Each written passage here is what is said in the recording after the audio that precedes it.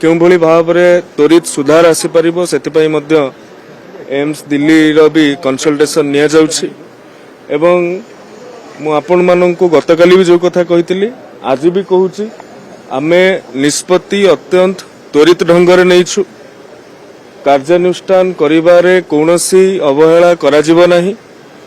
2 जन को सस्पेंड करा जायछि, जन को कोर्ट फॉरवर्ड करा जायछि एवं काली जो टीम कंसिस्ट करा जायथिला डायरेक्टर चेयर रे डायरेक्टर अध्यक्षता रे तांको सहित जने महिला सीनियर एकेडमिशियन अछंती एवं जने सीनियर महिला ऑफिसर भी अछंती।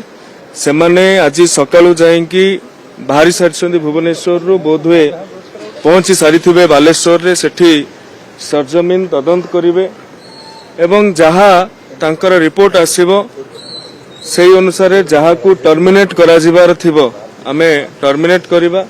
जहा उपरे क्रिमिनल एक्शन जो भली भाव में निया जिबार थिबो ताहाकू निया जिबो।